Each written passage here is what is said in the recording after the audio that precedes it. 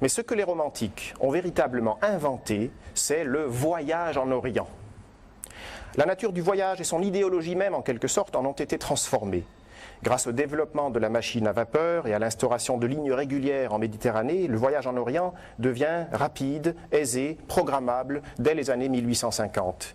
Il restera à la mode sous des formes qui varieront peu jusqu'à la guerre de 1914. Il s'agit de la première manifestation de ce qui deviendra le tourisme moderne. Et pour ceux d'entre vous qui connaissent Tintin, le diptyque des cigares du Pharaon et du Lotus bleu joue encore un petit peu sur ce modèle pendant l'entre-deux-guerres. D'une façon tout à fait frappante, en même temps que ce tourisme majoritairement anglais d'ailleurs dans un premier temps, se développe dans la littérature de voyage la critique du tourisme. C'est l'époque, donc dans les années 1850, où John Ruskin, anglais lui-même, grand critique d'art et réformateur social de l'époque victorienne, dénonce le chemin de fer comme une invention qui a mis fin au voyage digne de ce nom. Car, dit-il, ce n'est pas voyager que de s'enfermer dans un tube métallique et d'être expédié comme un paquet à un autre endroit. Que dirait-il de nos avions? Lui qui écrivait en 1856, « Il y a toujours eu dans le monde plus que ce que peuvent voir les hommes, si lentement qu'ils marchent.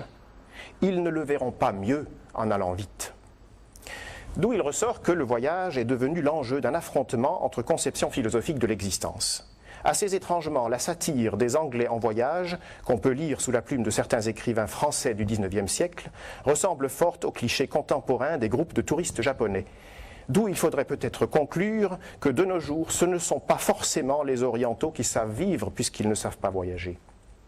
Boutade à part, vous l'aurez compris, ce qui nous intéresse ici, c'est le fait que l'art du voyage est un symbole de l'art de vivre. Car le voyage est un art qui se distingue du déplacement affairé ou du tourisme inculte qui ne va à l'étranger que pour y retrouver le confinement de sa propre médiocrité et de ses propres habitudes. Le voyage véritable initie peu à peu le voyageur au pays qu'il parcourt. Il le fait entrer de plus en plus profondément dans la géographie, dans l'histoire, dans la langue, dans le génie créateur de sa population. Le voyage en Orient, en effet, a été beaucoup plus qu'un phénomène touristique. Chez les plus avertis, chez les plus attentifs, il est un véritable voyage initiatique. Quête métaphysique, recherche d'un absolu. C'est la réalisation d'un rêve qui marque l'existence entière. Pour Édouard Schuré, par exemple, il s'agit de voir de mes propres yeux cet Orient où j'avais vécu si longtemps par la pensée.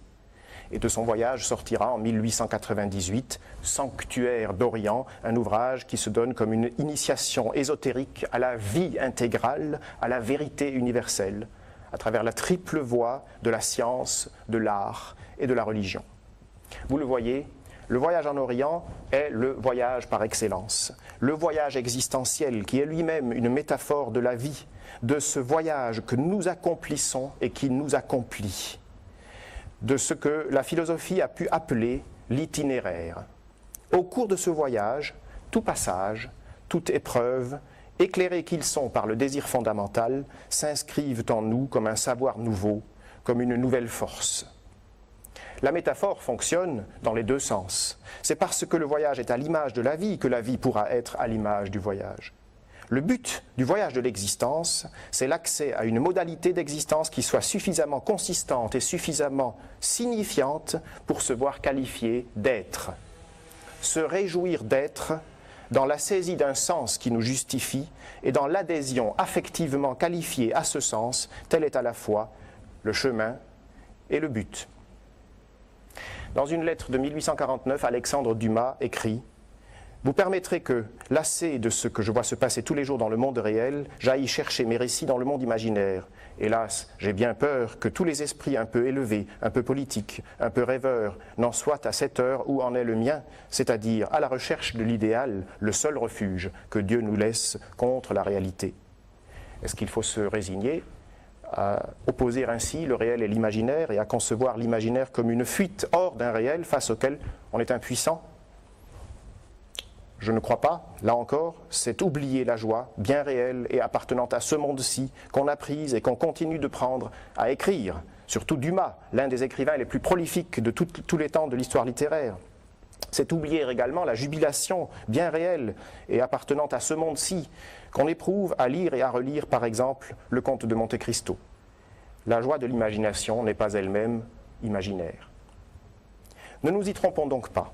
Les autres mondes que découvrent dans l'émerveillement les voyageurs sont des mondes réels. L'éblouissement étonné devant l'acropole d'Athènes ou devant les pyramides de Gizeh, devant les façades sculptées de Petra ou le Taj Mahal, devant le temple du ciel de Pékin ou les jardins de Kyoto, cet éblouissement concerne des mondes réels et accessibles. De même, le voyageur en provenance de l'Orient s'émeut et se réjouit devant le château des ducs de Bretagne ou devant l'immensité qui lui fait face lorsqu'il atteint cette extrémité d'Occident qu'est Ouessant. Les voyages peuvent donc nous faire comprendre que la jouissance du monde est celle d'un autre monde, mais que cet autre monde est réel, c'est celui-ci, celui d'ici, le nôtre, le plus apparemment quotidien et prosaïque. Sa supposée banalité n'exprime rien d'autre que notre sommeil. Il faut réapprendre à voir.